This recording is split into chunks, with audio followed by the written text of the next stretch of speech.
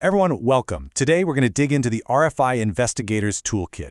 And I'm not just talking about the gear you carry. I'm talking about the skills, the mindset that really makes a professional. So let's jump right in. All right, so just as a heads up, this is part 3 of our big 15-part tutorial series. It's all based on a really in-depth report from Virtualization Options LLC, and it's built specifically for RF technicians like you. Today, we're zeroing in on those core skills, the stuff you absolutely need to know when you're out in the field. So let's start with a big question. What's the difference between a good tech and a great RFI investigator? It's a really important question, right? And I'll tell you right now, the answer has nothing to do with having the fanciest, most expensive spectrum analyzer. Nope. It really comes down to a special mix of what you know, how you think, and how disciplined you are in your approach. Okay, so everything, and I mean everything, starts with this first pillar, a solid foundation of knowledge. Honestly, without this, the rest of your tools and techniques are pretty much useless. And we're not just talking about textbook stuff on radio waves here. We're talking about really getting to grips with the machines that are causing the problems in the first place. A top-tier investigator has to be kind of bilingual. You've got to speak 2 different languages fluently. On one side, you've got your classic RF theory, propagation, antennas, path loss, all that good stuff. But on the other side, and this is just as critical, you have to speak industrial electronics. You need to know exactly how a VFD operates, why switching power supplies are just naturally noisy little things, and the nuts and bolts of proper grounding and shielding. Because let's face it, that interference isn't just appearing out of thin air. It's being born inside this very equipment. All right, so once you've got that foundation of knowledge locked in, we can move on to our second pillar.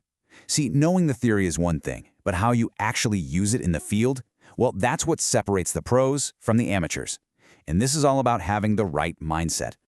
I mean, let's be honest, we've probably all been there, right? You're wandering around a site with an antenna, just kind of hunting for a signal, hoping to stumble upon it. But that random way of doing things, it's super inefficient, it's frustrating, and in a complex industrial plant with maybe hundreds of potential sources, it's just a recipe for failure. It's just not going to work. The professional approach, on the other hand, is way more disciplined.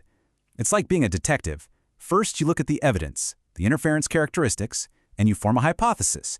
You might say, based on these harmonic patterns, I'm betting it's a VFD. Then, step 2. You design a specific test to prove or disprove that theory.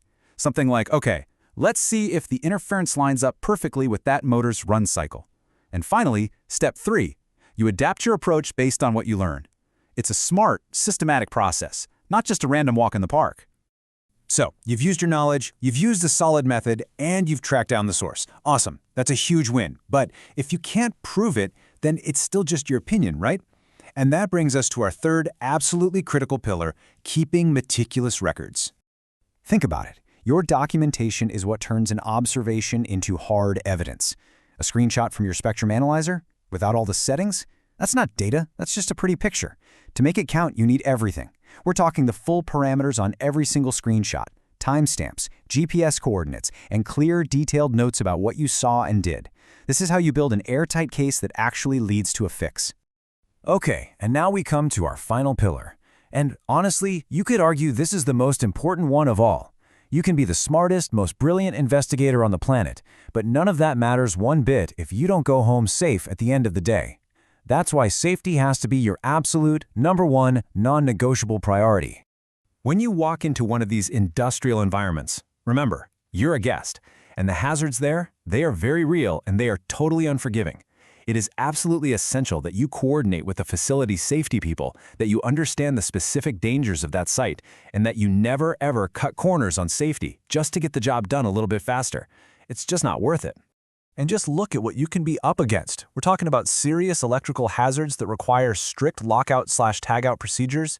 You've got to be constantly aware of things like confined spaces, heavy machinery moving around you, chemical exposures, even potentially explosive atmospheres. This is why having and actually using the right personal protective equipment, or PPE, isn't optional.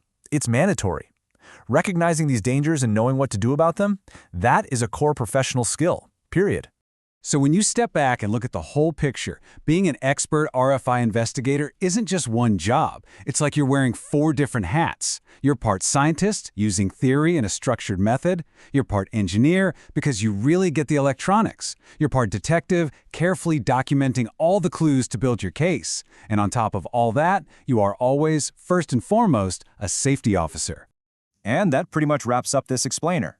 So I'm going to leave you with one final question to chew on. As you think about your own skills and where you're at right now, which of these 4 pillars, the foundation, the method, the record-keeping, or safety, are you going to focus on strengthening first? Seriously, think about it, because your answer to that question could really shape the next chapter of your career.